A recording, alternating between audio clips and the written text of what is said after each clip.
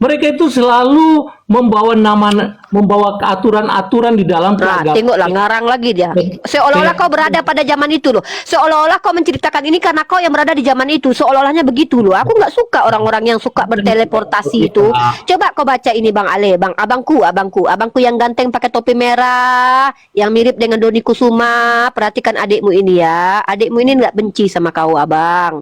Adikmu ini ingin kalian itu meluruskan otak kalian, membenarkan apa yang kalian sampaikan ini, biar kalian itu tidak mau menipu diri kalian lagi. Coba Matius nomor 7 pasal 7 ini berkaitan tentang penyesat dan nabi palsu, hal pengajaran yang sesat. Waspadalah terhadap nabi-nabi palsu yang datang kepadamu dengan menyamar seperti domba, tetapi sesungguhnya mereka adalah serigala yang buas. Paulus itu tahu dia adalah serigala. Kenapa? Dia adalah Farisi. Kata Yesus siapa? Hati-hati dengan Farisi munafik. Waktu Yesus berkata seperti itu, Paulus adalah seorang Farisi. Kok kalian terima dia jadi rasul? Pada hari akhir, banyak orang berseru kepadaku, Tuhan, Tuhan. Nih Ale salah satunya ini. Tuhan, bukankah kami bernubuat demi namamu? Dan mengusir setan demi namamu? Kalianlah ngusir setan pakai nama Yesus. Bernubuat pakai nama Yesus. Dan mengadakan banyak mujizat demi namamu juga. Pendeta-pendeta kalian lah ini. Pada waktu itulah aku akan berterus terang kepada mereka dan berkata, aku tidak pernah mengenal kamu Ale. Enyahlah daripadaku, kamu sekalian pembuat kejahatan Ale. Kamu adalah pembuat kejahatan Ale. Berdoa demi nama Yesus, mengusir setan demi nama Yesus. Karena kata Yesus, ketika ada seorang murid yang bertanya kepada Yesus, sedikitkah yang selamat guru? Ya. Lalu apa kata Yesus? Berusahalah masuk jalan sempit itu, dan kamu tidak akan dapat. Ya. Jadi kalau kamu berkata, bagaimana cara hidup selamat guru? Kata seorang murid kepada Yesus, juallah hartamu Ale. Jadi Ale, kalau kau mengaku abangku sebagai pengikut Yesus, tunjukkan kepadaku apa pengajaran Yesus yang dijalankan Yesus sendiri, lalu abang Ale ikuti. Kalau tidak ada, abang jangan sok ngaku-ngaku. Ngaku-ngaku itu bisa aja. Aku pun boleh ngaku-ngaku istri Yesus. Tapi kan pengakuan saja, Bang. Nah, makanya aku bilang, kalau kau, Bang Ale, membuat sebuah klaim, klaim itu akan dikatakan benar kalau kau dapat buktikan. Tapi ketika kau bilang, mana saksi? Nggak bisa buktikan. Yesus adalah ini, nggak bisa buktikan. Bang Ale nanti masuk neraka jahanam, Bang. Abang bertemu sama Tante Uti nanti. Mau ketemu sama Tante Uti nanti. Dipret-pretinya Abang nanti sama Tante Uti loh. Abang tahu Tante Uti nggak? Ajaran Tuhan Yesus. Apa ajaran Tuhan Yesus Abang itu? Ajaran Tuhan Yesus di zaman kedatangan dia itu. Ajaran Yesus itu makan babi katanya. Mana ada? Yesus nggak makan babi ya. Bukan ajaran Yesus untuk makan Kata babi. Yesus aja gini loh. Yesus aja bilang begini, jangan kau berikan mutiara kepada mulut anjing dan babi. Lah kalian memasukkan anjing dan babi ke mulut kalian. Yesus aja menjauhi babi dan anjing. Aneh kalian. Makan anjing dan babi, jadi aku nggak pernah peduli dengan orang yang makan anjing dan babi. Lah, berarti abang nggak ngikuti kata Paulus. Karena Kata Paulus segala sesuatu halal bagiku. itu kan hukum yang diturunkan kepada Musa. Bukan diharuskan diajarkan Loh, oleh Paulus. Paulus kok Musa pula abangku. Nih Korintus 1 Korintus 6:12. Abangku ini kayak mana ini? Bukan yang kau makan menjadi ini, abang nggak ikuti lagi kitab abang nih. Segala sesuatu halal bagiku, tetapi bukan semuanya berguna. Halal ini artinya dibolehkan. Berarti kalian tidak ada larangan makan mayat. Dia punya perikopnya apa itu? Nasihat pada pencabulan. Nah, bacalah dia punya perikopnya. Iya, segala sesuatu halal bagiku. Segala sesuatu ini artinya apa? Coba aku tanya. Arti segala sesuatu itu apa? Bukannya ada yang mengklaim dengan menyalahkan Segala sesuatu itu tanpa kecuali. Iya, makan mayat, makan tokai pun abang boleh. Nah, Abang kalau besok nggak ada makan nasi, abang boleh berak, abang tampung pakai plastik, boleh abang makan, nggak berdosa kata Yesus. Nggak ada larangannya kalian. ini perikopnya apa? Perikopnya nasihat terhadap pencabulan. Nah, Ya segala sesuatu halal bagiku, berarti tidak ada terkecuali. Makan tokai pun boleh kalian, makan mayat pun boleh. pernah baca kan? Asal berguna bagi kalian.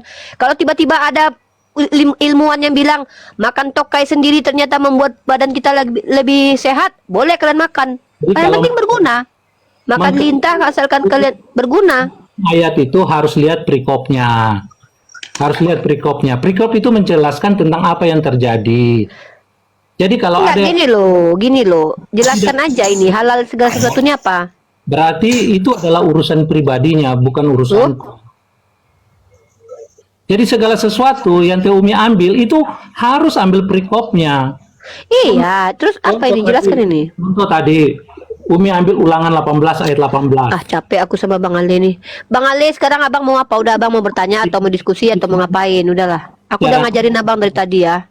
Abang baca lah kitab. Bang, baca lah kitabmu, Bang. Jangan kayak gini, Bang. Kalian tuh Kristen loh. Waktu Alkitab itu kita bertanya, Alkitab itu menjawab. Oke, pertanyaanku siapa nama Bapak Paulus? Kalau untuk sampai nama Bapak Paulus, aku nggak- Kan kayak gini lah kami bertanya Alkitab menjawab, giliran ditanya nggak ada jawabannya. Siapa nama Bapak Paulus? aku nggak pernah tahu kalau nama Bapak Paulus. Ya udah kalau gitu nggak bisa kita mau menjawab. Kan klaim apa? Janganlah membuat klaim bombastis seolah-olah hebat tapi ternyata nggak bisa terbukti. Katanya Alkitab menjawab, ditanya Bapak Paulus nggak tahu. Ah, Iya, kalau seandainya ada dia punya jawaban ya tunjukkanlah ayat. ya berarti kitabmu nggak mampu menjawab semua pertanyaan. Jangan bikin klaim gitu lagi besok-besok. Tanya Paulus. Ah, kan gini lah. Kadang-kadang keselnya teman-teman Kristen kita ini klaimnya tuh bombastis sekali seolah-olah terdengar hebat gitu. Coba tanya nih dia, siapa yang menyuruh dia menuangkan Yesus? Nah, siapa yang menyuruh Anda untuk menyembah Yesus? Nah, itu aja lah dulu yang paling krusial itu. Penyembahan itu Yesus dikatakan putar. itu di saat Biarin bang, sabar aja nggak apa-apa. tidak pernah mengajarkan untuk sembahlah saya. Dengar dulu, Ya kalau gitu abang kenapa sembah kalau dia nggak pernah bilang? dengar dulu. Iya saya dengar. Makanya dia mengatakan harus sembah saya itu langsunglah dilontar dengan batu, langsunglah dibuang kemana, langsunglah dibunuh saat itu. Ya salah dia lah, ngapain dia jadi manusia? Dengar dulu.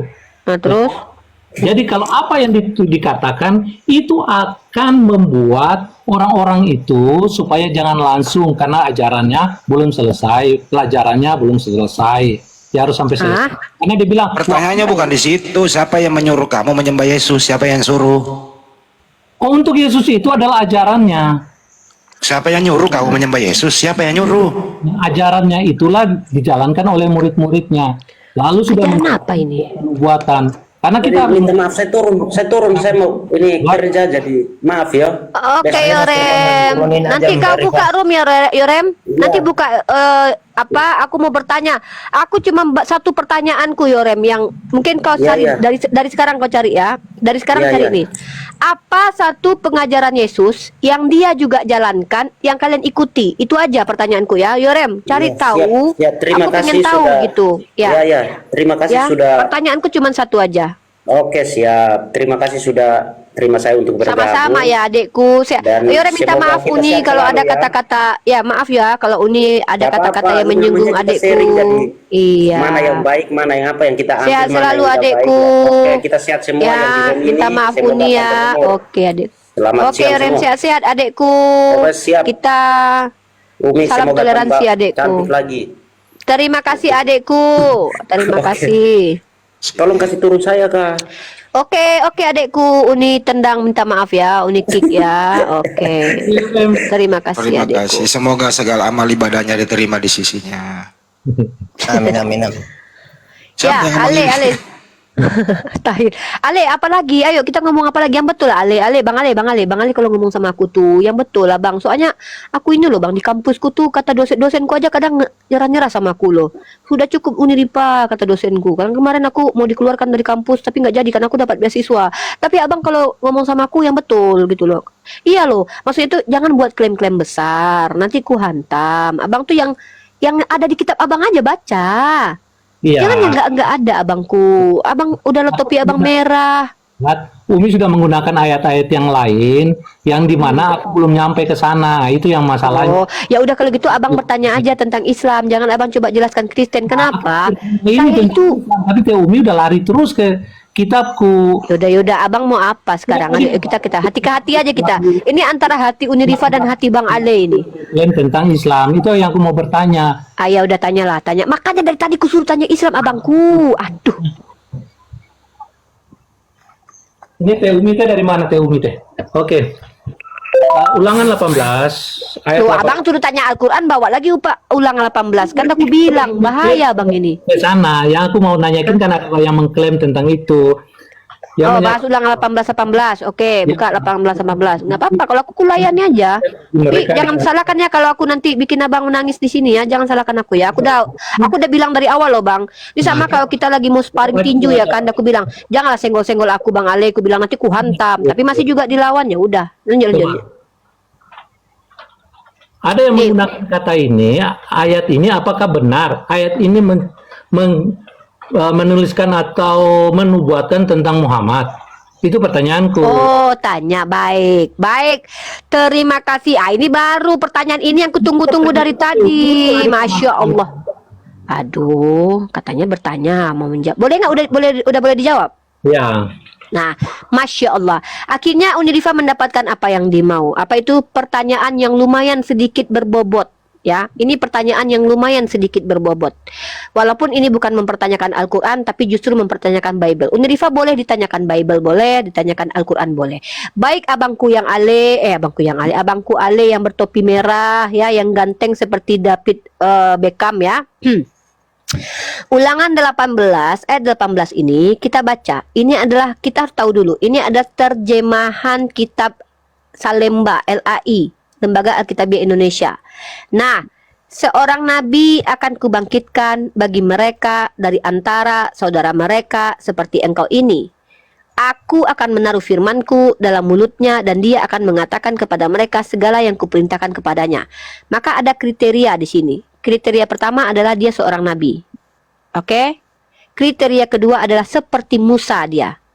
Kriteria ketiga dia menyampaikan firman Tuhan. Anda bertanya, apakah ini untuk Nabi Muhammad? Kalau kita ambil dari 3 kriteria, betul, mirip banget. Pertama, nabi saya nabi, bukan nabi yang ketuhan-tuhanan, bukan Tuhan yang kenabi-nabian. Ya, di sini katanya cuma seorang nabi, bukan seorang nabi ketuhan-tuhanan, bukan. Atau seorang nabi yang dari Tuhan, bukan seorang nabi yang tadinya adalah Tuhan, bukan. Tapi pure seorang nabi. Seperti Musa manusia, iya. Musa menikah, iya. Musa punya anak, iya. Musa disunat, iya. Tapi nggak ada tertulis. Sama seperti nabi saya, disunat tapi tak tertulis. Musa bersunat karena dia orang Lewi, tertulis tidak dalam PL, tidak ada. Nabi saya bersunat, tertulis tidak di Al-Quran, tidak adalah, kok mirip. Musa berperang, iya. Nabi saya berperang, iya. Betul, kok mirip. Kemudian Musa juga poligami, iya. Walaupun ada Arabi Yahudi atau orang Kristen yang mengatakan bahwa ketika Musa mengambil istri yang dari negeri apa namanya itu bukan itu, yang dimaksud adalah siapa, istrinya si Zipora, tapi tetap ada juga yang mengatakan bahwa itu istri lainnya. Nah, kemudian apakah Musa menyampaikan firman Tuhan? Iya. Nabi Muhammad menyampaikan firman Tuhan? Betul. Maka kalau dikatakan ulangan 18 ini lebih cocok kepada Nabi Muhammad, maka klasifikasinya lebih cocok ketimbang pada Yesus. Kenapa? Yesus bukan manusia. Dia adalah Tuhan yang manusia-manusiaan, manusia yang ketuhan-tuhanan. Tak cocok. Yesus adalah nabi. Oh bukan, kalian tak terima dia nabi saja, tapi dia adalah nabi yang ketuhan-tuhanan. Gagal lagi. Apakah Musa seperti Yesus? Tidak. Yesus tidak menikah. Dia tidak tercipta seperti Musa, lahir dari hasil hubungan badan. Tidak. Yesus itu berbeda sendiri. Dia lahir tanpa bapak. Dia nggak sama seperti Musa. Yesus tidak menikah. Yesus tidak berperang. Yesus tidak punya pasukan. Nabi Musa punya pasukan. Nabi Muhammad punya pasukan. Nabi Muhammad mengalahkan suku-suku. Nabi Musa mengalahkan suku-suku. Yesus jangankan mengalahkan suku, mengalahkan Hansip Romawi aja tidak mampu. Maka ini cocok untuk Nabi Muhammad. Kalau tidak Nabi Muhammad, ya siapa Nabi ini? Kalau begitu ya Abang Ale tunjukkan siapa kira-kira menurut Abang. Oh, Abang mau bilang ini Nabi Luga. Jangan, Luga itu nggak punya pasukan. Luga nggak seganteng Nabi Muhammad dan tidak seganteng Yesus, Bang. Luga Ya, itu bukan Nabi Luga. Nabi Kristen, ada Nabi Kristen namanya Luga. Nggak mungkin ini Luga ya. Nah, begitu teman-teman. Jadi kalau kita berkata tentang Ulangan 18:18, kami pun tidak memaksakan bahwa oh ini harus Nabi Muhammad. Tapi kalau kita coba untuk identifikasi, maka lebih cocok Nabi Muhammad ketimbang Yesus. Kenapa? Ya hanya Nabi Muhammad yang sama seperti Musa. Nah, Yesus sama tidak seperti Musa? Ya tidak sama. Yesus Tuhan kemanusia-manusiaan, manusia ketuhan-tuhanan. Nabi Musa nabi asli, nabi dari manusia, bapaknya ada, mamanya ada. Nabi Muhammad yang lebih sama seperti itu. Begitu my brotherku Ale, terima kasih atas pertanyaannya. Ini Semoga puas Jelas dengan jawabannya.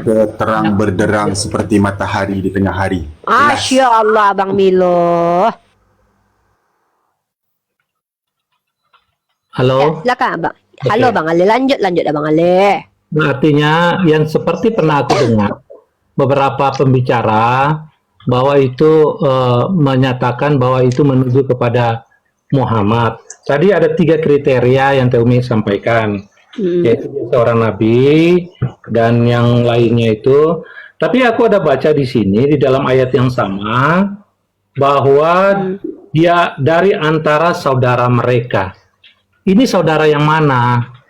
Nah, mantap pertanyaan, mantap, Masya Allah, Tabarakallah. Kita buka di Ulangan 34 nomor 10. Guys, ini adalah pertanyaan yang luar biasa.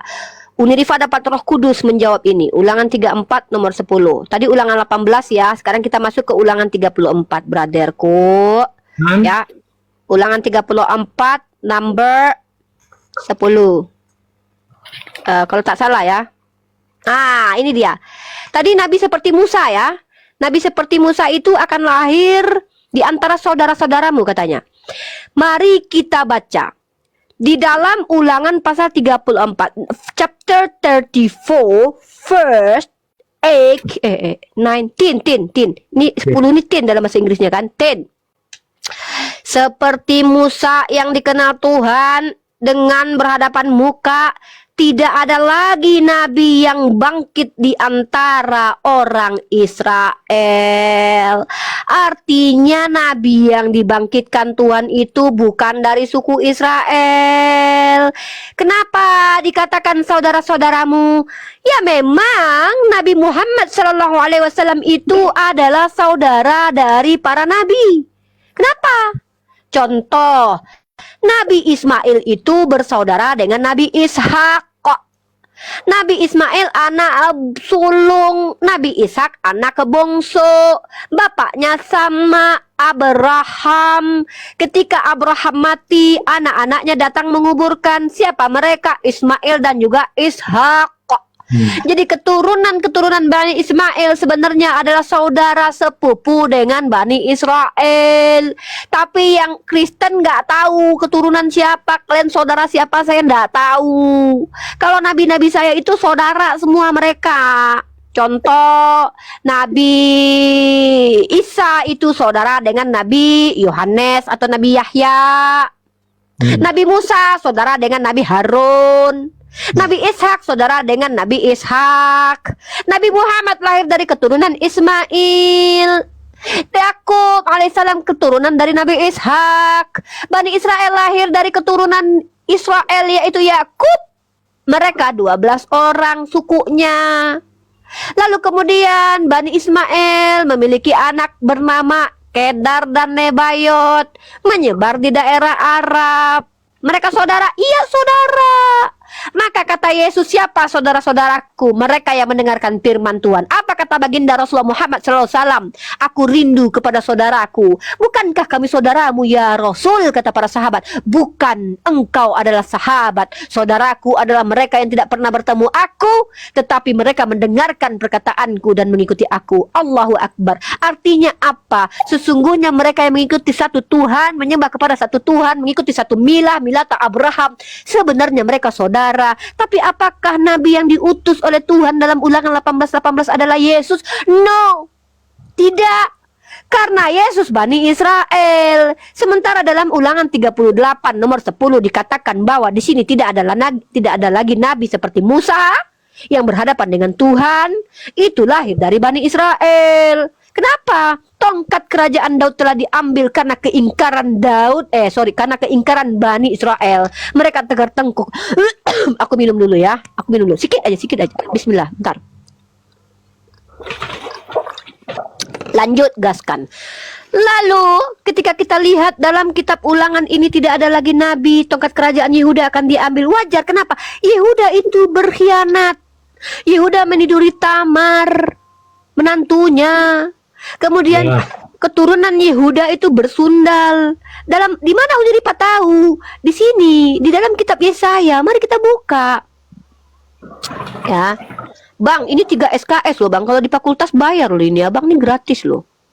Nah, ini lihat, wajar kalau Tuhan itu tidak mengutus lagi nabi dari Israel, karena ternyata sebab kebun anggur Tuhan semesta alam ialah kaum Israel, dan orang Yehuda ialah tanam-tanaman kegemarannya. Dinantinya keadilan tetapi hanya ada kelaliman, dinantinya kebenaran tetapi hanya ada keonaran. Makanya sampai sekarang Bani Israel di Palestina itu membuat keonaran. Memang begitu mereka. Mereka tuh suka membuat keonaran. Dan ini pun di Al-Quran ditegaskan. Ya, Bismillahirrahmanirrahim. Ya Bani Israel, askuru ni'mati allati an'amtu alaikum wa anni faddaltukum alal alamin. Ya Bani Israel, ingatlah nikmat yang kuberikan kepadamu, karena kalian telah diberikan kelebihan di alam pada masa mereka. Tapi apa yang mereka lakukan?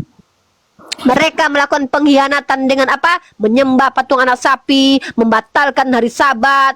Mereka mengingkari, menghukum orang-orang yang tidak bersalah, membunuh para nabi. Inilah kelakuan mereka. Maka ketika sudah banyak sekali nabi yang diutus untuk mereka karena ketegar-tengkukan mereka, lalu ternyata Allah lagi berkata bahwa tidak ada lagi nabi yang diutus di antara Bani Israel seperti Musa dalam Ulangan pasal 34 ayat 10 tadi. Wajar. Kenapa? Karena Tuhan adalah Tuhan yang bukan hanya bersabar, bukan panjang sabar, tapi juga Tuhan yang pencemburu. Mereka memberikan persembahan kepada dewa Baal, kepada dewa Moloch. Akhirnya Tuhan memindahkan kasih sayangnya kepada bangsa lain. Kemana? Bangsa Kedar. Kenapa? Sudah dinubuatkan oleh Yesaya bahwa nanti suku Kedar akan memuliakan Tuhan. Di mana itu? Ini dia. Saya bacakan kepada kalian, dengar baik-baik. Dalam Yesaya pasal 42, suku Kedar ini akan memuliakan bangsa-bangsa, memuliakan Tuhan. Yesaya pasal 42, perikopnya puji-pujian tentang penyelamatan. Ini puji-pujian. Apa puji-pujiannya? Apa puji-pujiannya? Allahu Akbar.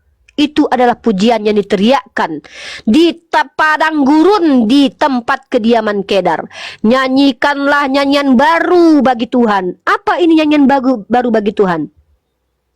Tala'al badru alaina. Madinah menyambut seorang nabi yang datang kepada mereka. Mereka menyanyikan, ribuan orang menyanyikan lagu ini. Lalu diteriakkan azan di tanah Mekah.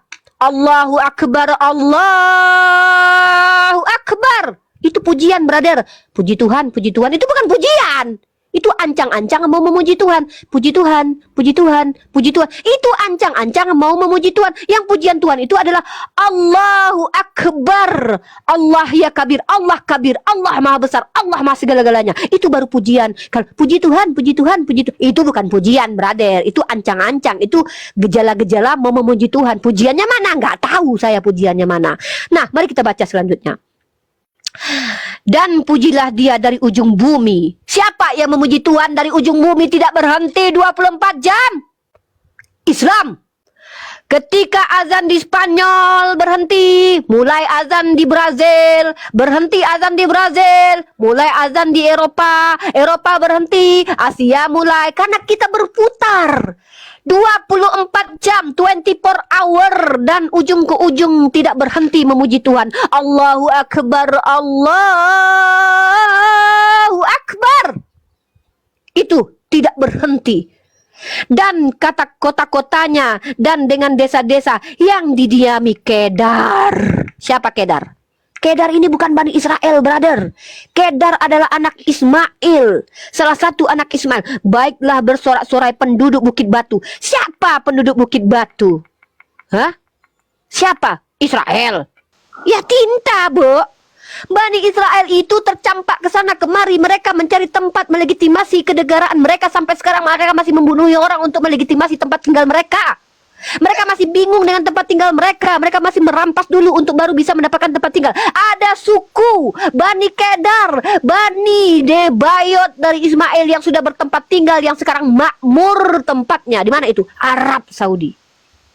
Baiklah mereka berseru-seru dari puncak gunung-gunung. Baiklah mereka memberi penghormatan kepada Tuhan dan memberitakan pujian kepadanya di pulau-pulau. Tuhan keluar berperang seperti pahlawan, seperti orang perang yang membangkitkan semangatnya untuk bertempur. Siapa yang bertempur di negeri yang didiami Kedar selain Muhammad Sallallahu Alaihi Wasallam yang memerangi kafiran, penyembah berhala, penyembah mayat? Beginilah bagindaku dimuliakan. Dia adalah keturunan Kedar. Oh, mana mungkin keturunan Kedar? Oke, kalian kan tak percaya kalau literasinya dari kami. Kalau begitu bagaimana seandainya saya tunjukkan bahwa Bani Kedar Muhammad SAW itu menurut skolar-skolar kalian? Baik, saya kasih data. Ya, ini. Bentar, mana ini? Oke, saya kasih data bahwa Nabi Muhammad Sallallahu Alaihi Wasallam itu adalah keturunan Kedar. Saya kasih data lagi. Umat Islam ini tidak suka asumsi liar, nyoplak-nyoplak, niru-niru, ya kan? Ngaku-ngaku. Kita lihat dari, saya belum punya aslinya ini. Saya cuma punya fotokopinya saja, fotonya saja. Tapi nanti insya Allah mudah-mudahan saya bisa beli ini.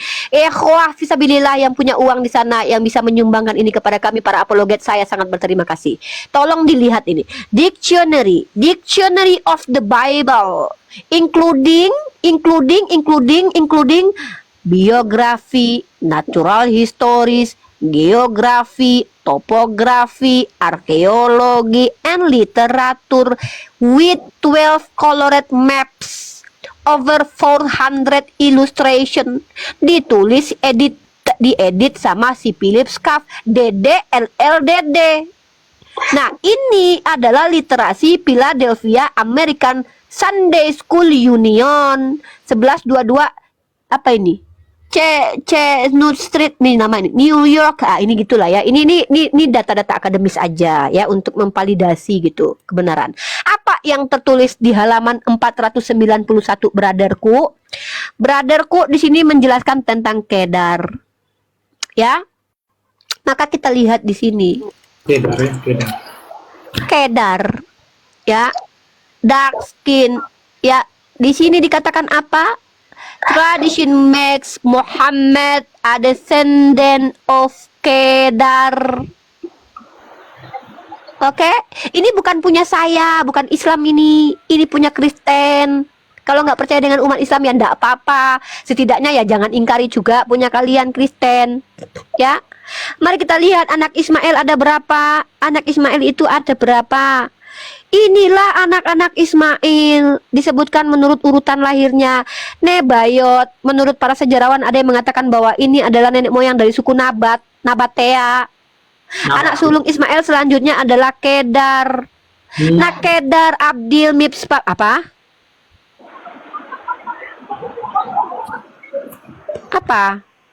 Lihat ya. Nah, jadi ketika Anda bertanya di Ulangan 18 ayat 18 ini, apakah Yesus? Tidak. Kecuali kalian mau membantah Yesus itu adalah Tuhan. Ya silakan.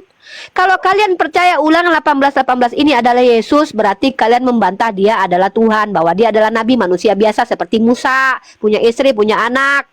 Betul lah berarti apa yang disampaikan Barbara Tering, dia punya istri poligami, Maria Magdalena dan Lydia.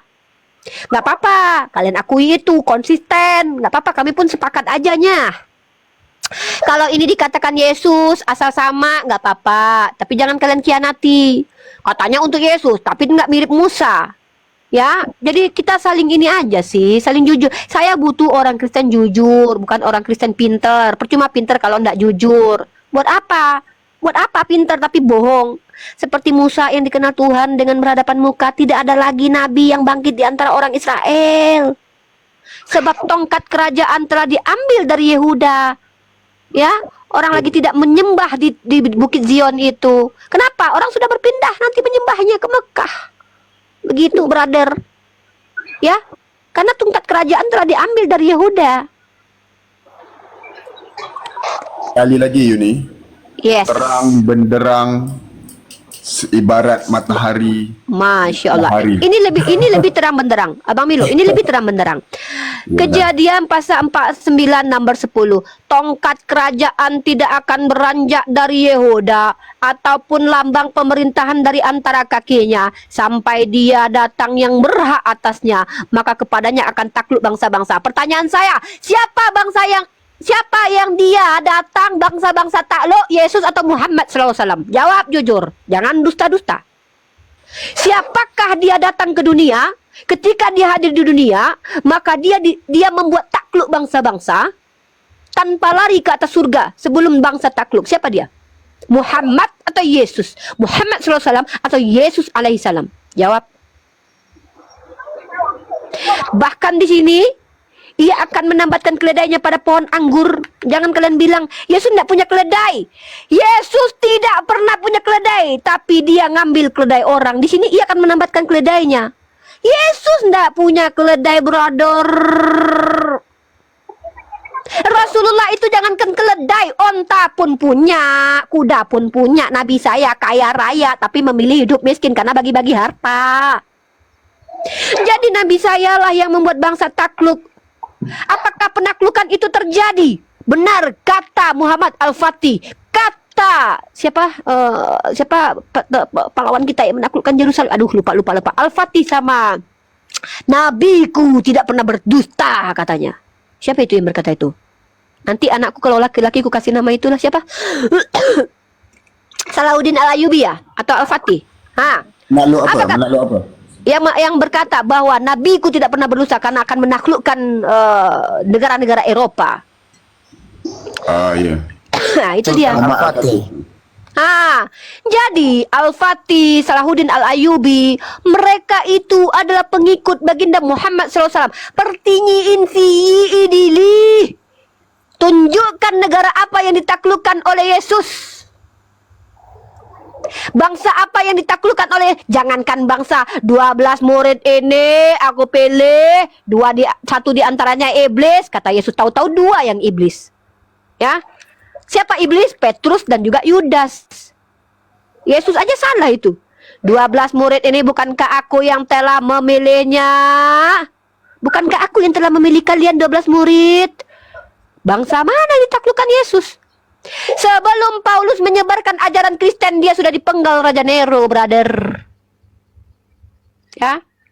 Jadi kalau kita merujuk kepada nubuatan bahwa nanti tongkat kerajaan Yehuda itu tidak akan berpindah sebelum dia yang berhak atasnya datang. Siapa dia yang berhak datang itu?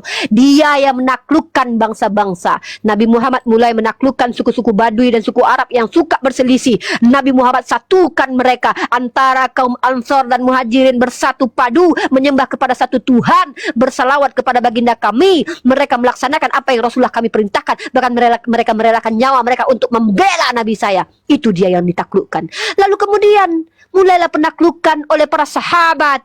Yerusalem ditaklukkan 400 tahun. Yerusalem hidup damai di bawah kepemimpinan khalifah semenjak Sayyidina Umar Ibn Khattab datang masuk ke dalam Yerusalem. Lalu kunci diberikan Sopronius. 400 tahun damai sebelum tentara yang berlambangkan salib datang mengobrak-abrik Yerusalem. Astagfirullahalazim. Jadi kalau kalian mau berkata bahwa ini lebih cocok untuk Yesus, tolong tunjukkan nubuatan itu tergenapi. Kapan Yesus pernah menaklukkan bangsa-bangsa? Dia aja nggak pernah keluar dari Yerusalem, sementara Nabi kami memerintahkan sahabatnya keluar. Mereka menaklukkan Jazirah Arab, mereka taklukkan itu Persia, mereka taklukkan itu Romawi, mereka berperang, mereka taklukkan, mereka taklukkan semua bangsa-bangsa sampai bangsa-bangsa tidak berhenti memuliakan Tuhan dengan berteriak Allahu Akbar. Apa arti haleluya? Apa arti haleluya? Saya tanya sama kalian. Haleluya, kalian teriak, apa itu artinya? Haleluya itu artinya apa? Kalau Allahu Akbar artinya Allah kabir, Allah maha besar, itu pujian. Haleluya artinya apa? Ada di situ, kalian menyembah Yesus di situ. Haleluya itu artinya apa? Coba saya tanya. Coba teman-teman Kristen, coba saya tanya dulu. Haleluya artinya apa?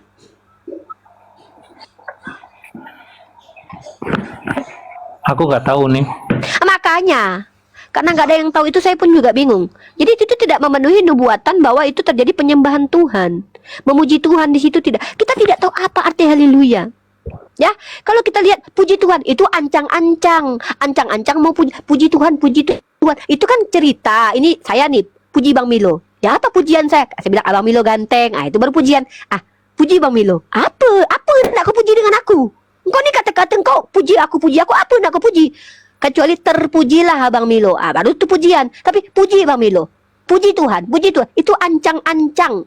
Gerakan ingin memuji Tuhan tapi belum tahu kata pujiannya apa. Ya, gitu. Halel artinya pujian. Dan Yah katanya merujuk kepada Yahweh. Apakah iya? Apakah iya itu?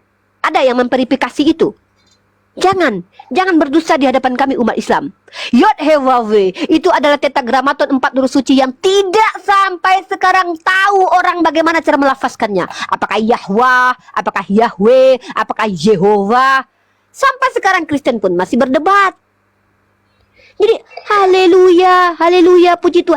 Apa itu? Ah, kalau Bang Milo bilang puji Unirifa. Apa Bang? Puji Unirifa. Apa Bang pujian dia? Ah, tak tahu pula. Tapi kalau yang Unirifa terpuji, itu baru memuji. Unirifa cantik, baru memuji. Kalau puji Tuhan. Apa? Kalau mungkin Tuhan kalian selama ini udah capek di atas itu. Apa yang kau nak pujikan dengan aku? Puji Tuhan. Apa? Puji Tuhan. Apa? Woi, apa? Puji Tuhan pokoknya. Tak tahulah. Apa benda nak puji? Puji apa? Macam gitu. Kalau kami jelas, Allahu Akbar, Allah Kabir, Allah Maha Besar. Tak ada kami. Puji Allah. Ya puji lah. Mamilo. Nah, itulah sikit Bila nak puji? Kata nak puji tapi tak puji-puji. Tak puji-puji. Puji apa? Nak puji apa? Puji Tuhan. Apa nak puji ni? Kata Tuhan ni. Nak cakap apa engkau ni dengan aku? Kata Tuhan kan. Kata Papa jahat, Papa Zola. Engkau nak puji apa? Aku tak tahu. Saya nak puji Tuhan. Apa? Tuhan kelakar ke? Tuhan ganteng ke? Tuhan handsome ke? Tuhan apa ke? Cakap. Puji Tuhan je dah. Suka-suka hati kau. Ketok juga kepala kau dengan Jadi, ha? saya tambah sikit ni. Kalau boleh kita simpulkan atau kita rangkumkan semua hujah yang Uni sebut tadi untuk Abang Ali ni. Jelas dan nyata, terang benderang seperti matahari di tengah hari yang terik. Jelas dah. Dah tak ada lagi nak kata ada dakwa-dakwi, ada rasa sangsi, jelas. Tinggal lagi Abang Ali sebagai orang Kristian, okey. Jadilah orang Kristian yang taat, periksa sendiri Bible. Semak sendiri, dan dari situ sebenarnya Abang Ali akan dapat mengetahui atau dapat mengesan atau dapat faham apa itu kebenaran. Sebab untuk memahami kebenaran Islam itu tak perlu pun baca Al-Quran, baca Bible sendiri pun boleh dapat jawapan. Itulah kesimpulan yang saya boleh buat daripada hujah dan kenyataan yang Uni Ribah sebut dalam sekitar setengah jam yang lalu. Terima kasih, Bang. Ya. Jadi Abang Ale minta maaf ya, dalam kitab Ibrani Abang Ale bacalah Paulus mengajarkan makanan keras untuk orang dewasa. Unirifa, kenapa keras sangat dengan kami ni orang Kristen? Ya, saya kan kadang-kadang ikuti Paulus juga sekali-sekali. Apa itu? Makanan keras yang dewasa. Kalian ini bukan anak kecil. Kalau anak kecil bolehlah saya bilang, anakku sayang, ini loh anakku, sendalnya sebelah kanan sebelah kiri nak. Jangan kau samakan sebelah kanan kiri. Tak bagus, tak baik. Yang kau tak bisa pula bedakan mana ayam mana bebek anakku.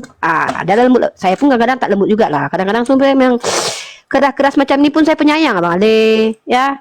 Jadi kalau Abang Ale mau tahu kebenaran itu akan dikatakan benar ketika ada klaim yang bisa dibuktikan. Tapi kalau tidak pernah diklaim, jangan minta bukti. Nah, jadi kalau Abang Ale membuat sebuah banyak sekali klaim tadi, dari tadi Abang Ale banyak sekali membuat klaim, tapi tidak bisa membuktikan, maka itu bisa dikatakan tidak benar. Ya, jadi begitu. Maaf kalau seandainya saya agak sedikit keras. Keras bukan berarti kasar, kasar bukan berarti marah. Karena saya ini seorang perempuan yang banyak berhadapan dengan segala berbulu domba.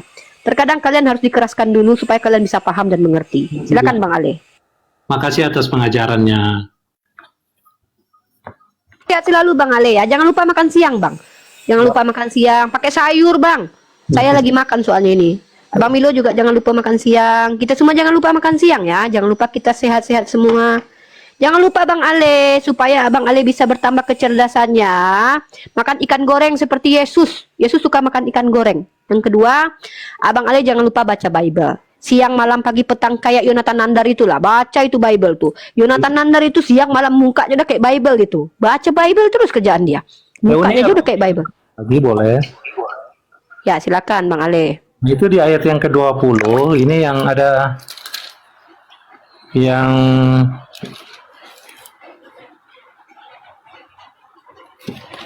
boleh dijelaskan di ayat yang ke-20 ini. Ya, nabi palsu. Dia yang mengatakan sesuatu yang tidak pernah Tuhan katakan. Siapa dia?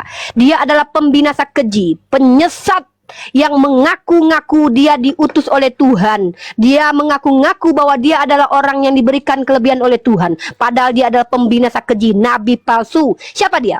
Dia berbicara dari dirinya sendiri, mengatakan bahwa itu dari Tuhan. Padahal tidak pernah Tuhan berfirman seperti itu untuk disampaikan. Dan nabi itu harus mati.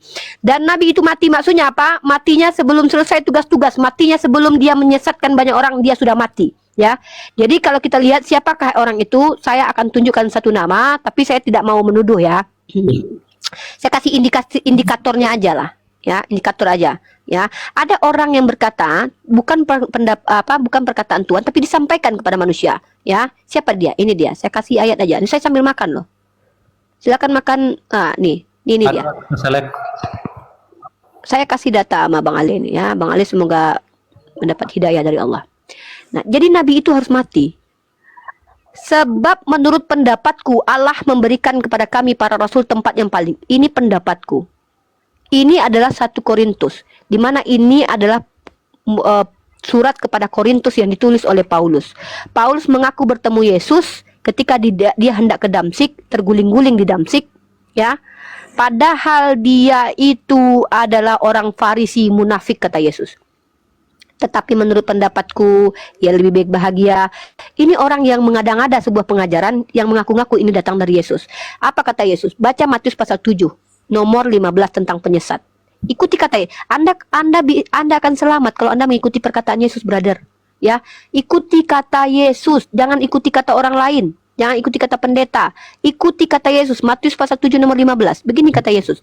Hal pengajaran sesat. Ini saya ajarkan kembali nih. Waspadalah terhadap nabi-nabi palsu yang datang kepadamu dengan menyamar. Ingat, nabi palsu ini menyamar, abangku. Ya. Apa kata Paulus dalam kitab Korintus? Ketika bertemu Yahudi, aku seperti Yahudi. Ketika bertemu ahli Taurat, aku mengaku seperti ahli Taurat walaupun aku tidak hidup dalam hukum Taurat. Menyamar untuk memenangkan mereka, kata Paulus. Nah, jadi di sini Yesus mengatakan, waspadalah terhadap nabi-nabi palsu yang datang kepadamu dengan menyamar seperti domba. Pura-pura dia, tetapi sesungguhnya dia serigala. Dari buahnya lah kamu akan mengenal mereka. Dapatkah orang memetik buah anggur dari semak duri? Nah, pertanyaan saya, dapatkah abang mendapat perbuatan baik dari Paulus yang adalah semak duri? Kata Yesus begini, demikianlah setiap pohon yang baik menghasilkan buah baik. Kalau pohonnya baik, bang, pasti buahnya baik. Contoh Nabi Muhammad, dia bergelar Al-Amin, dia terpercaya, tidak pernah musyrik, tidak pernah berzina, tidak pernah berdusta, tidak pernah melakukan perbuatan-perbuatan keji. Paulus bagaimana? Dia Farisi munafik.